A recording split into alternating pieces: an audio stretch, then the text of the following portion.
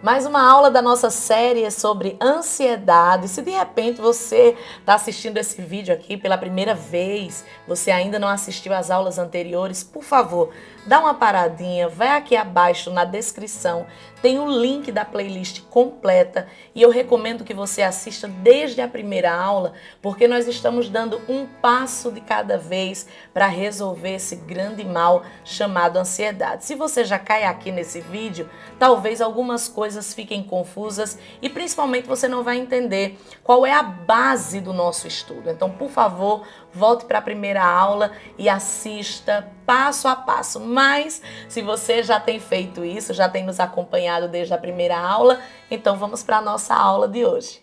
Hoje nós vamos ver aí a nossa parte número 5 do tema Como lidar com as preocupações da vida. Para lidarmos com as preocupações da vida, não é lidar de qualquer forma. Para lidarmos de forma assertiva, ou seja, lidar do jeito certo, o que é que diz aí? Precisamos entender onde elas se originam. Eu só vou conseguir curar uma ferida, curar uma dor, resolver um problema, se eu tratar a causa. Isso é uma coisa que a gente fala muito. Não adianta você estar com uma dor de cabeça e você simplesmente tomar um remédio para a dor de cabeça. De repente, vai resolver aquele sintoma naquele momento, sim ou não? Quem já passou por isso? Você está com uma dor de cabeça, você toma ali, mas se for só uma dor de cabeça boba, vai resolver. Mas e se for uma outra causa? E se aquela dor for apenas um alerta? Eu acho que eu citei já aqui em aulas anteriores, não sei se com vocês ou com os casais. Quem usa óculos aqui, sentiu dor de cabeça antes? Geralmente, quando a gente usa óculos, o que nos leva até o oftalmologista, na maioria das vezes, não é a perda de visão. Você já notou isso? É essa dor de cabeça. Na maioria das vezes a gente procura o médico, o oftalmologista, porque a gente está sentindo dor de cabeça. Agora me diga, se a gente tomasse um remédio para dor de cabeça, ia resolver? Não resolve, porque a causa é outra, o problema é outro. Então, estou dando aqui um exemplo bobo, que pode ser qualquer coisa. Por exemplo, uma febre. De repente você tem alguma inflamação, um carocinho nasce embaixo do braço, ou às vezes na virilha, em determinados locais. Quem aqui já teve isso? Você sabia que aquilo ali é um alerta? Aquilo ali é um alerta de que alguma coisa no nosso corpo, a gente está inflamado em algum lugar. Aí já pensou se a gente usasse o remédio só para o local? Não resolve, a gente tem que saber a causa, porque tratando a causa, a gente resolve o problema. Às vezes a gente usa tratamentos na nossa vida que eles são apenas paliativos, eles são apenas para tratar aquela causa, aquela dor, aquele problema naquele momento. Mas se a gente não resolver o que causa aquele problema, tudo continua do mesmo jeito. Pode até resolver durante um tempo, mas depois aquilo volta. Então nós precisamos entender que tem questões que o sintoma, às vezes, é apenas um alerta, é apenas para chamar a sua atenção, mas existe uma causa, existe uma questão, entendeu? As preocupações são resultado do que acumulamos na nossa mente. Então, hoje nós vamos falar sobre a mente. Nosso cérebro possui uma capacidade extraordinária de armazenamento. Cada palavra que ouvimos, cada experiência que vivemos, cada alegria que desfrutamos e cada dor que sentimos estão guardadas em lugares específicos da nossa mente. E é esse acúmulo de informações e de sentimentos que constrói o nosso sistema de crenças e de atitudes. Talvez a gente nem perceba que tem coisa que a gente não percebe, mas está sendo guardado lá. Está sendo guardado na nossa mente. Tudo que vai acontecendo. Você sabia que coisas que acontecem na gravidez, coisas que acontecem quando você estava lá nos 9 meses que você passou sendo gestado. Muita coisa das suas crenças vieram de lá também. Como? Porque há uma ligação. É tanto que o que a mãe se alimenta, os sentimentos da mãe, isso é provado cientificamente. A música. Uma coisa muito interessante aqui na igreja, as mães que na gravidez vêm para a igreja com muita frequência, é impressionante. Quando eu e o pastor vamos visitar pela primeira vez em casa, que a gente fala, a criança ela pode estar fazendo o que for, ela pode estar mamando, ela pode estar chorando. Quando a gente fala, ela para. Aquela voz é comum, é familiar. Elas não estranham. Eu nunca fui numa casa com o pastor visitar uma mãe que veio constantemente para a igreja na gestação, que a criança estranhou a gente. Não acontece.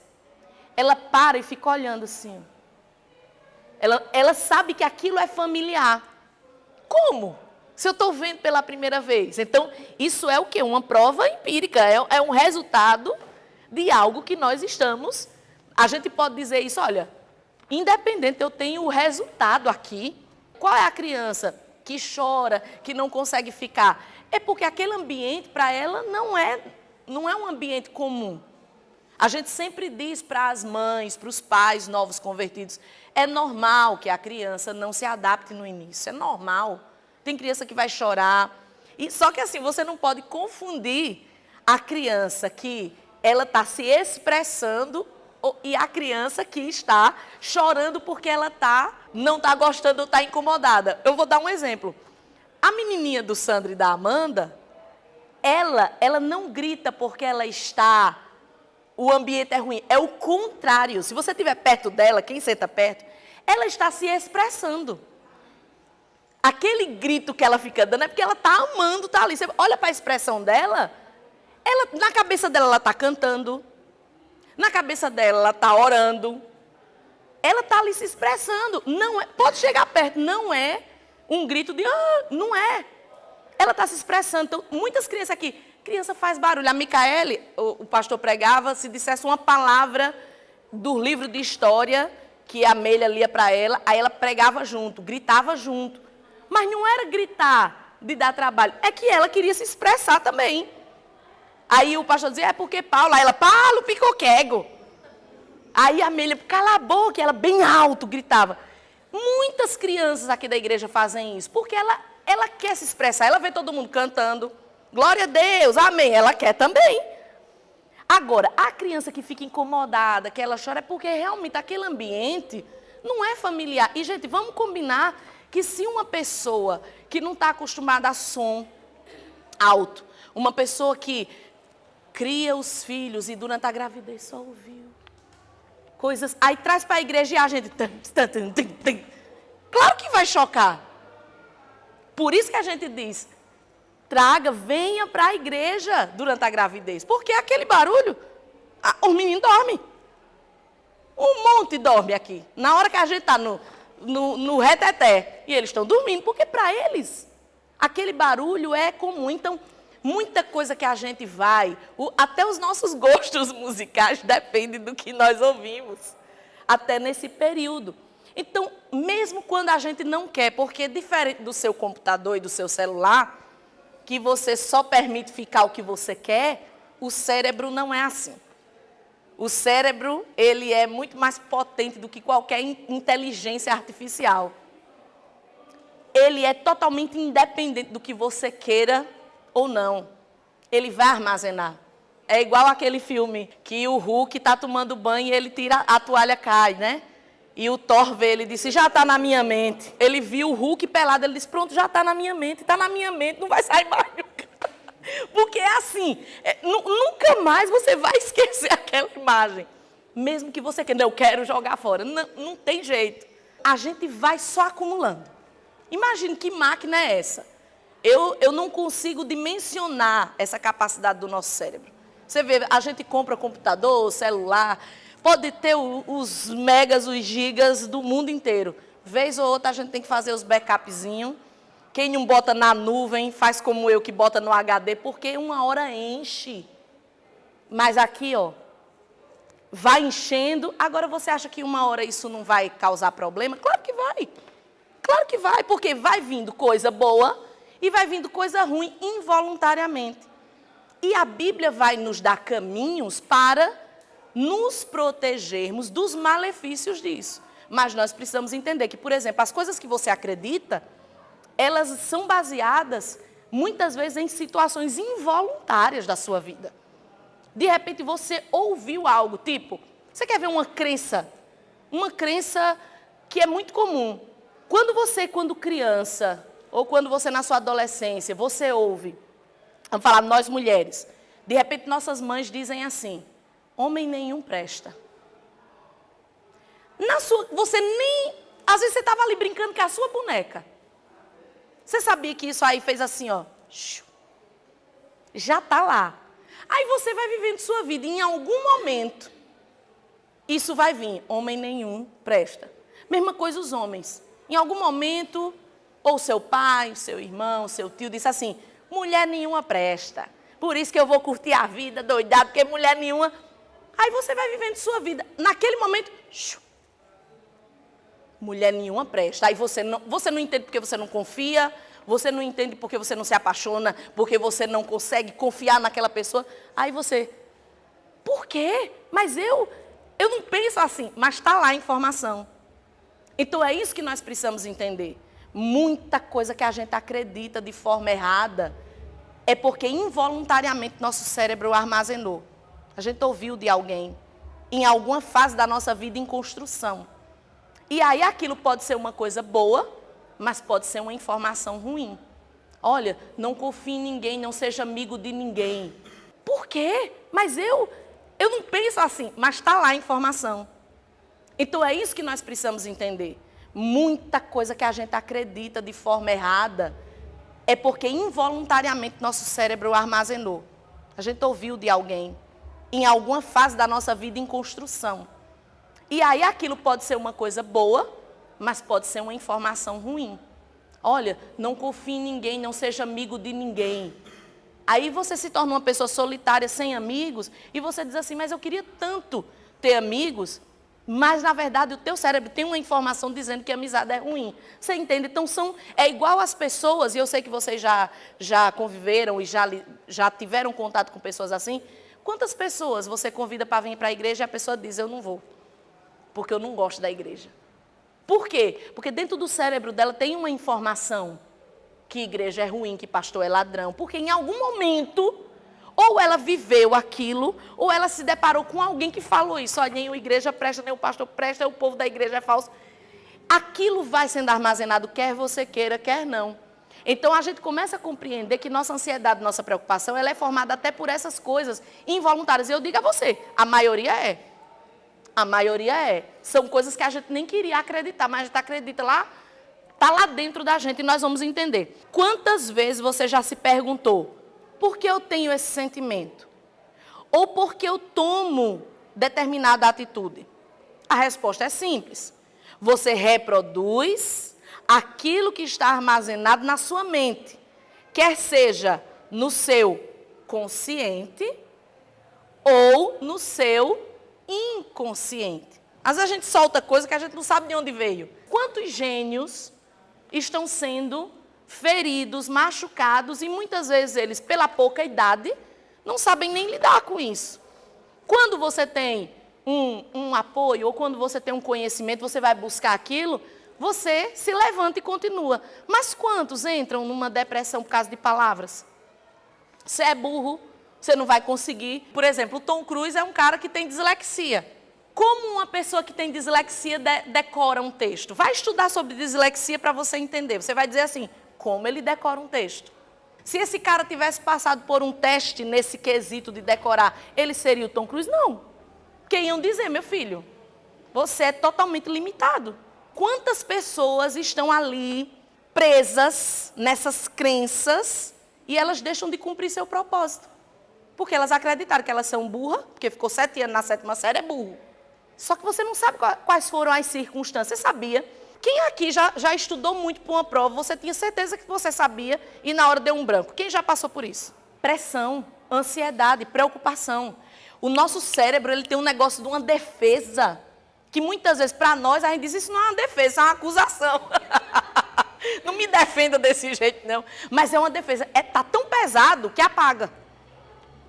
Aquilo ali, por quê? Porque quantas vezes nós aqui, eu falo por mim, na minha época, quantas vezes eu associei determinadas matérias ao bicho chifrudo, de rabo e de tridente. Por que dá o branco, gente? A informação está lá dentro da sua mente, sim ou não? E por que ela não vem? Porque tem tanta pressão. O cérebro apaga, é o medo de errar. Aí antes já dá aquele branco. Eu já passei por isso milhões de vezes. Eu descobri há alguns anos, poucos anos, conversando até com o pastor, eu dizendo a ele, amor, eu descobri.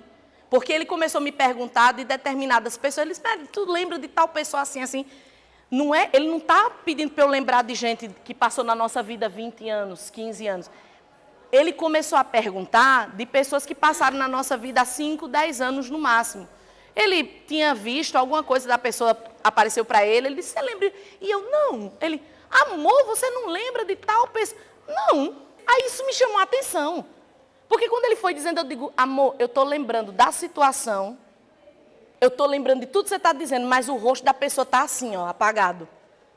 Aí eu descobri, olha só como são as coisas, eu descobri que o meu cérebro, ele tem um mecanismo de defesa que pessoas que passaram na minha vida e fizeram alguma coisa ruim para mim, é como se eu apagasse aquela pessoa, e não é voluntário. Teve uma que eu fiquei, meu Deus, como é a cara dessa pessoa? E eu sei que está lá, mas quando vem com os pixels assim. Sabe quando vem a imagem trocada? Eu não consigo lembrar nomes, rostos. Ou seja, não, isso é porque eu tratei isso. Não, eu descobri que é uma coisa involuntária. É um mecanismo de defesa, é bom em alguns aspectos, mas é ruim, porque assim, se eu encontrar a pessoa na rua, ô fulano, eu vou falar, porque eu não lembro que aquela pessoa, você está entendendo? Aí a pessoa vai dizer, você está falando comigo? Eu tenho medo, nunca aconteceu, eu acho, mas eu tenho medo, porque eu quero lembrar, para poder eu não cair, mas o meu cérebro, é o rosto e o nome da pessoa, some. Não tem aquela coisa de ficar ali. Aí eu descobri que isso é involuntário. É um mecanismo de defesa, porque eu não queria, eu queria pelo menos lembrar, mas eu não lembro.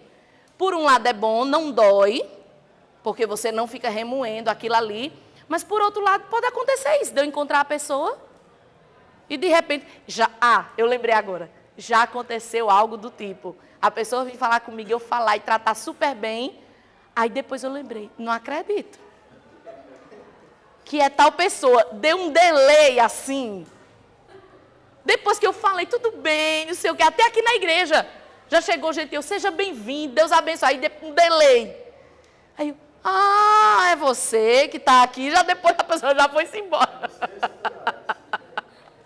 Já foi embora. Então esse lado é ruim, porque se você lembra, você já vai agir com aquela informação. Mas o meu dá um delay. No seu cérebro pode ter outro mecanismo. E isso a gente não decide. Entendeu? Essas questões aqui do inconsciente que a gente vai falar. A gente não decide. Então esse branco na hora da prova é uma pressão tão grande. Esse branco, ele é fruto de tanta coisa. Ele é fruto de, se eu não tirar a nota tal, eu sou burro. Se eu não conseguir passar nesse concurso, eu sou incompetente. Eu sou pior do que todo mundo passa. Tudo isso...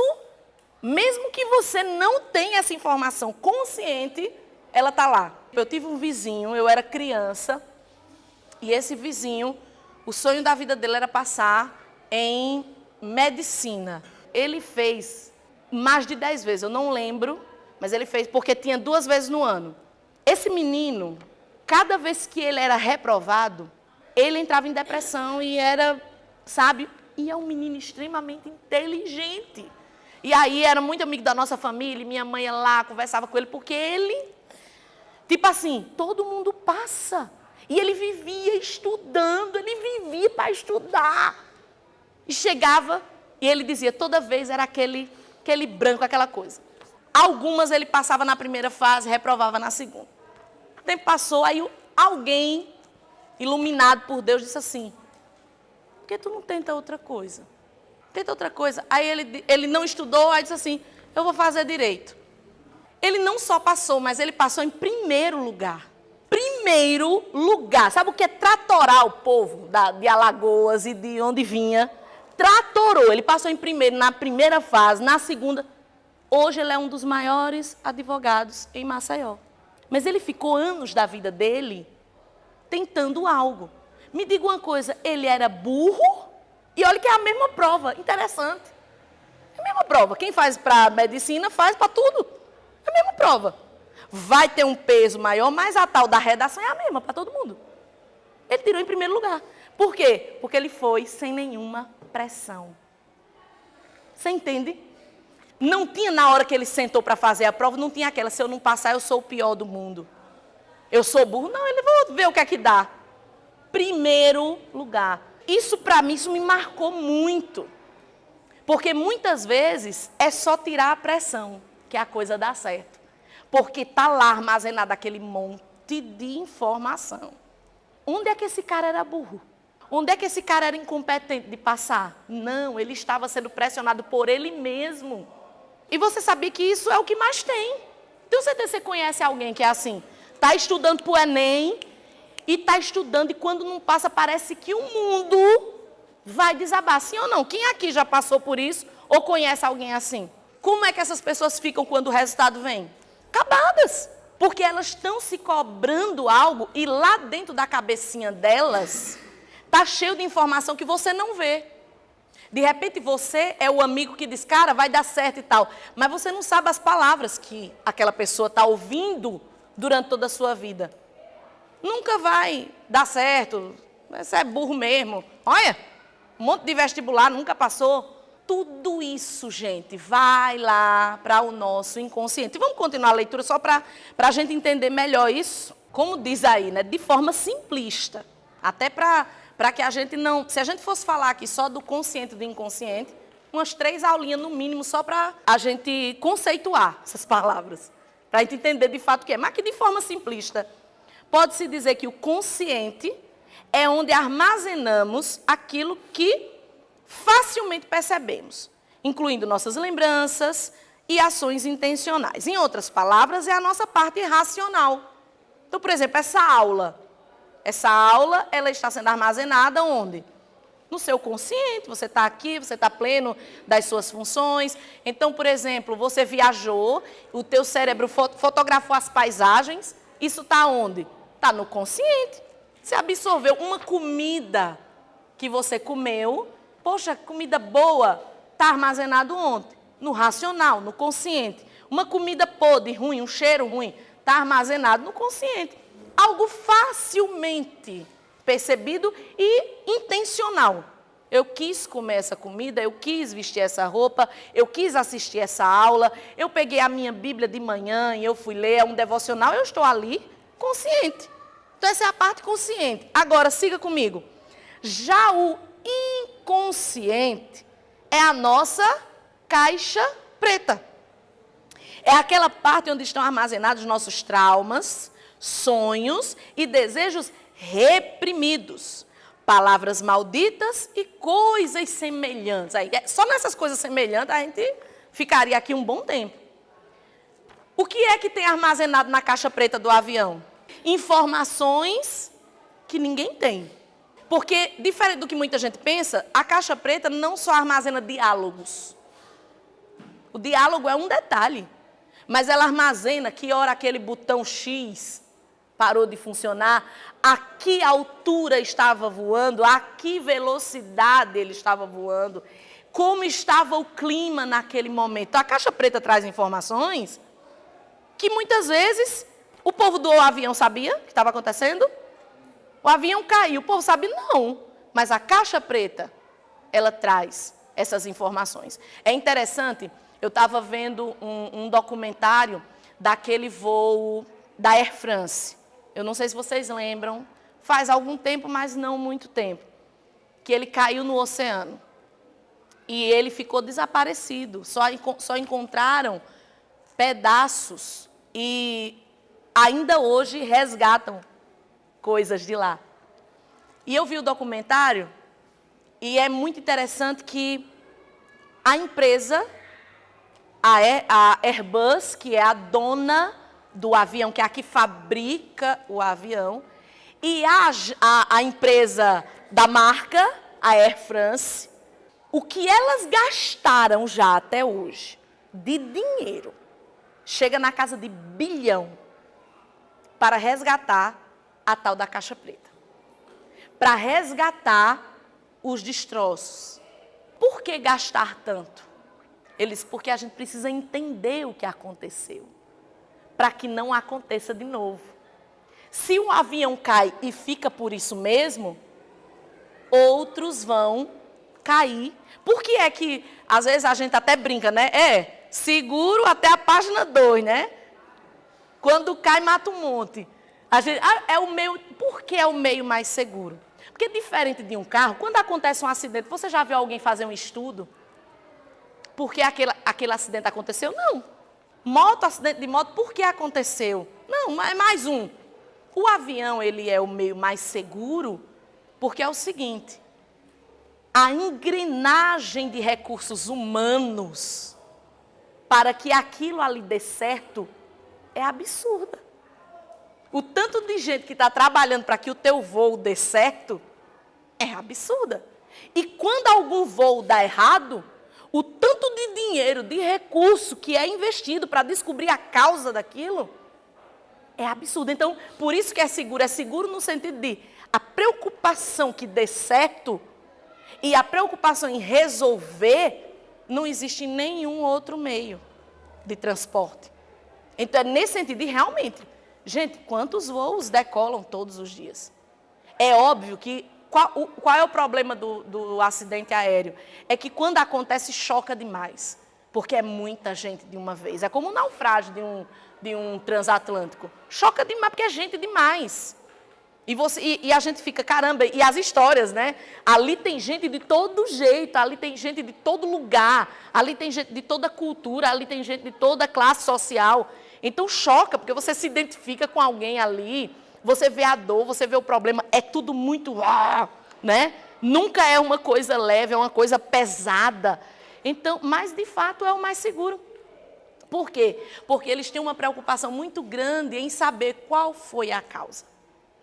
O que causou isso? Eu gosto muito do canal do Lito, que é o Aviões e Música, porque ele usa uma expressão, ele diz, algum elo da corrente falhou, porque ele explica muito bem, porque ele é da aviação, e ele diz assim, gente, você vai pegar um voo. Quem aqui já viajou de madrugada? Eu, na maioria das vezes, que é o voo mais barato, a gente que é pobre, só viaja de madrugada, né? Aí, o voo de madrugada, 3 da manhã, Maceió, São Paulo. Esse é um voo 3h30. Esse voo é lotado. Você entra, só tem o povo daqui. Tem ninguém de outro lugar. E o voltando é do mesmo jeito. Só tem gente de Maceió, de Palmeira. Você está lá 3 da manhã. Você já chegou de madrugada e a aeromoça estava com os olhos remelados? Estava assim com a cara, bom dia. Aí eu te pergunto, que horas esse povo acordou? Todas estão maquiadas? O aeroporto está lá funcionando, você chega no guichê, está o povo impecável. Então veja quantas pessoas estão ali para que o teu voo funcione. Só que se uma delas falhar, tem grande chance de dar errado aquele voo.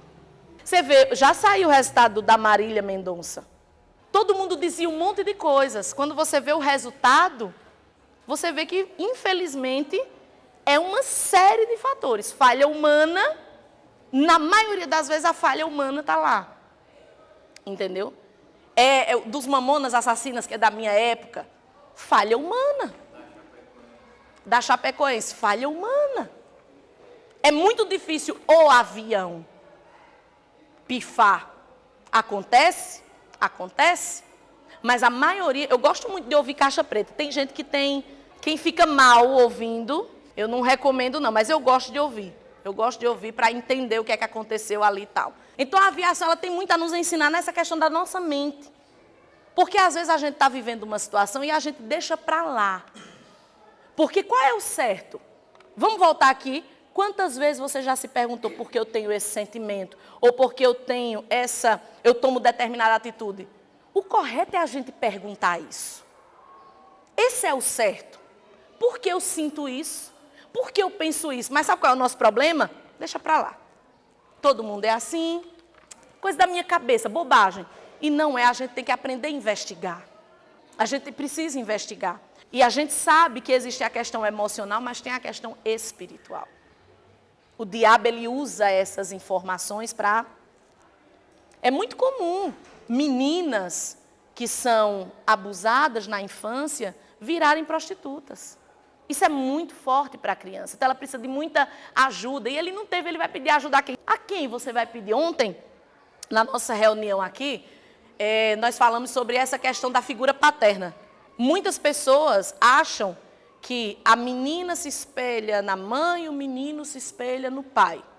Não, segundo os especialistas, meninos e meninas precisam da figura paterna.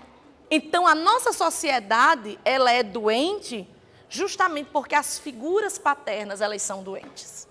Porque tanto a menina precisa desse pai forte, quanto o menino precisa desse pai que seja um modelo. Se eu perguntar aqui a vocês, não vou fazer isso, mas se eu perguntar aqui a vocês, a gente pode contar em uma mão.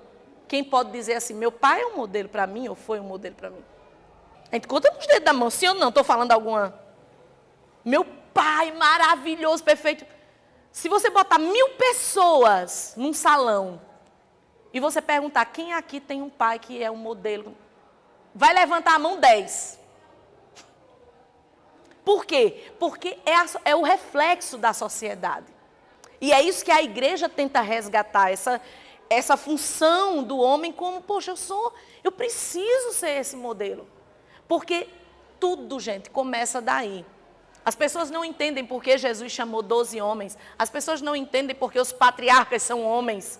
E aí a gente vê hoje esse feminismo, né, desenfreado. Não, mulher, você não entende que tudo começou a dar errado quando esses papéis se inverteram.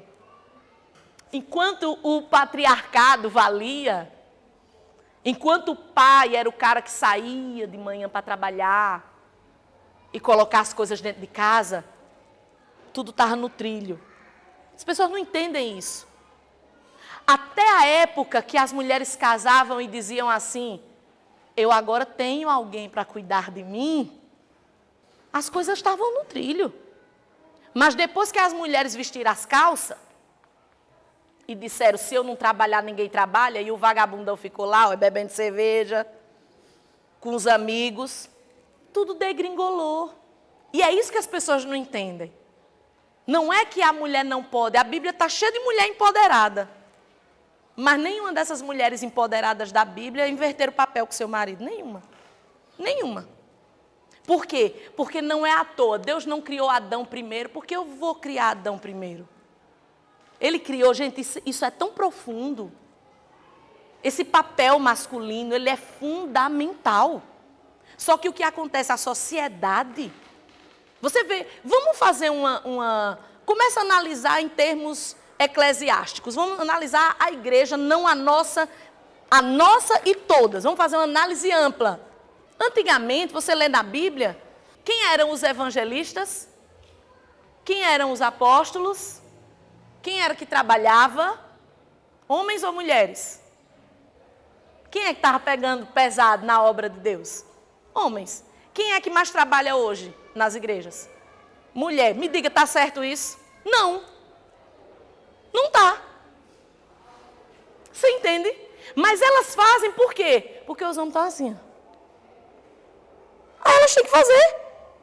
É o reflexo da sociedade. O que é que a gente vê hoje? Você, com certeza você tem conhecido, vizinho, amigo, parente, que quem bota tudo dentro de casa é a mulher. Quem conhece alguém assim? Eu conheço um monte. Quem trabalha é a mulher, quem coloca as coisas dentro de casa é a mulher, quem paga colégio de filho é a mulher, quem leva para a igreja é a mulher, tudo é a mulher. E o cara faz o quê? Nada, nada. Ele é um totem. Ele é um boneco. Aí me diga, como é que a gente vai ter uma sociedade saudável desse jeito? Não tem como. Porque inverte os papéis. Aí é um mundo, por isso que as mulheres estão ansiosas, preocupadas. Hoje em dia, você pensa 10 vezes de casar, porque você diz assim, eu quero um homem, mas hoje em dia você diz, quem é que é homem de verdade? Você tem até dificuldade de encontrar um homem na sua essência, que seja responsável, que seja másculo, no sentido não pejorativo, mas no sentido de responsável, entender o papel. Difícil, tem mulher que diz, eu prefiro estar só. Porque realmente é melhor estar só do que você... mulher não nasceu para carregar homem. Pense numa coisa que a nossa estrutura feminina não tem. Toda mulher que anda carregando um homem, pode olhar que ela é doente. Ela está mais velha, ela não dá um sorriso. Busque na sua mente aí as mulheres elas que sustentam, mas eu sou casada, tenho um marido. Puxe na sua mente aí. Duvido que tenha alguma que viva feliz. Não tem, porque não nasceu para isso. Ela está com um peso que não é dela. Aí está ali, com aquela mala, sem alça. Por quê? Não é esse o papel. Não é esse o papel. Então, nós precisamos entender esses detalhes. E aí, volta comigo. O consciente é o que a gente absorve facilmente. E a gente quer absorver. Agora, o inconsciente, nem que você diga, está repreendido em nome de Jesus. Está lá dentro. Você quer ver um inconsciente? Quando você é adolescente, aí você gosta de um garoto na escola. Aí ou ele chega para você, ou ele manda um recado por alguém dizendo assim, eu não quero não, porque você é muito feia. Eu não gosto não desse estilo seu, assim, você é gorda ou você é magra demais. Isso é uma informação que eu aposto com você, que vai para o teu inconsciente. E aí começa a ter problemas de compulsão alimentar ou anorexia. Porque são informações que vão para o inconsciente. Você entende como é grave isso? Vamos entender uma questão? Quando alguém me faz uma crítica que ela tem um fundo de realidade, digamos, poxa, eu estou obesa. E aí alguém diz, você precisa cuidar da sua saúde. Machuca, né? Machuca. Mas está baseado numa realidade. Sim ou não? Está baseado numa realidade. Poxa, eu vou usar aquela informação para melhorar. É a crítica que eu vou usar como uma coisa construtiva. O problema não está aí, porque aí não é o inconsciente. O problema está quando essa informação ela é totalmente mentirosa. E ela vai para o teu interior. Você diz para uma pessoa magra que ela está gorda porque criou 1 milímetro de medida. A mesma coisa você diz para uma pessoa que está obesa que ela tem que se aceitar. São dois extremos. São dois extremos mentirosos. Porque eu não posso aceitar aquilo que me faz mal. Uma vez eu estava fazendo um curso de obreiros, uma das turmas de obreiros, e uma pessoa me procurou, já depois da segunda aula. A pessoa me procurou, já uma pessoa adulta. Disse assim, pastora, eu vou desistir do curso. Aí eu disse, por quê? Porque eu sou burra. Eu não vou conseguir dar conta. Parei, sentei e eu disse, quem disse isso para você? Porque essa informação está no inconsciente. E comecei a conversar. Eu disse, quem lhe falou isso? Que eu estou aqui para lhe dizer que é mentira. Porque você só vence uma mentira com a verdade. Eu digo, se você fosse burra, eu ia dizer, você é burra mesmo, não vá não. Eu brincando com ela, eu disse, eu ia tentar dizer, olha, não é para você agora. Não. Quem disse para você? O resumo da história. Foi uma das melhores alunas, tirou as melhores notas, fez os melhores resumos e na hora de falar, que a gente sempre no curso de obreiros tem o momento de cada um se expressar, era uma das que melhores se expressava. Veja o que é a informação mentirosa do inconsciente, aquilo que eu falei. Essas informações matam gênios. Essas informações, elas aprisionam pessoas que têm um chamado. Começa a ouvir que você não é nada. São informações mentirosas. O que é que diz aí Provérbios 23, 7? Porque, como imaginou no seu coração, assim ele é. Guarde isso. O texto acima comprova que nós somos o que, gente? O que é que nós somos? O resultado daquilo que nós acreditamos acerca de nós. Você é agora, neste momento, o resultado de quem você acredita que você é. Pode ser algo bom nesse momento, de repente você já está com a autoimagem resolvida, você já está com a sua vida. Não, eu ainda não estou falando de chegar onde você quer. Estou dizendo no sentido que hoje sabe quem você é e o seu potencial. É o sentimento de eu estou aqui, mas eu sei que Deus e que aquilo que Deus me deu é maior, vai me levar além. É nesse sentido que eu estou falando. Você é hoje, você sente hoje, você pensa hoje, conforme o que está dentro de você. Conforme as suas crenças. E é isso que vocês precisam entender, que isso está intimamente ligado às nossas preocupações e ansiedades. Aí vamos para essas verdades que eu faço questão de ler novamente. Se você acredita que a felicidade não existe, você nunca conseguirá ser feliz. Sim ou não? É possível ser feliz sem acreditar que é possível ser feliz? Como é que você vai ser feliz se você diz assim, ninguém é feliz? O mundo é mau. Tá tudo ruim. Tem como ser feliz? Impossível. Porque se você não acredita que aquilo existe, que é possível, não tem como você viver algo que você não acredita. Segundo pontinho, se você acredita que o seu problema não tem solução, o que acontece? Ele nunca vai ser resolvido. Porque você acredita. Não adianta. Se você não crê que Jesus cura qualquer tipo de doença, inclusive as doenças da alma, você nunca desfrutará da cura divina. Sim ou não? Me diga uma coisa.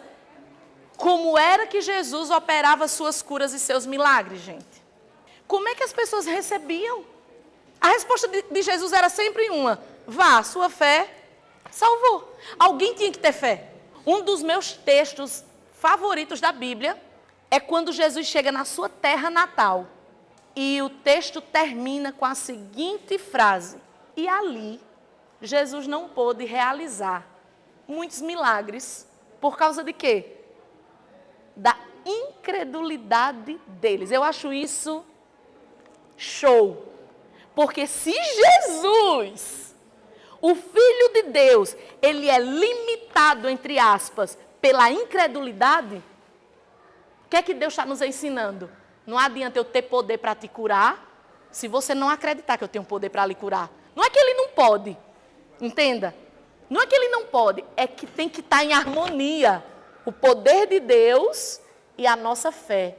Você vê Hebreus 11, porque é necessário que aqueles que se aproximam de Deus creiam. São duas crenças.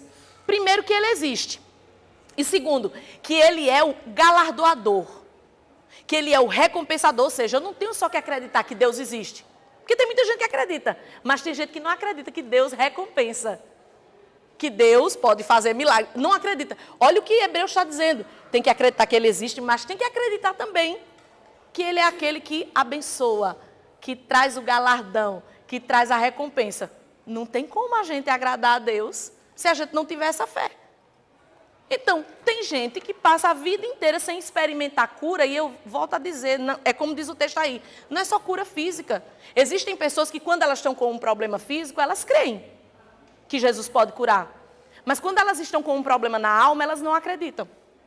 Quando elas têm um parente endemoniado, como o apóstolo Paulo pregou uma mensagem tremenda sobre isso, sobre a mulher cananeia com a sua filha miseravelmente endemoniada, ali era um problema espiritual, ela foi buscar em Jesus para resolver um problema espiritual.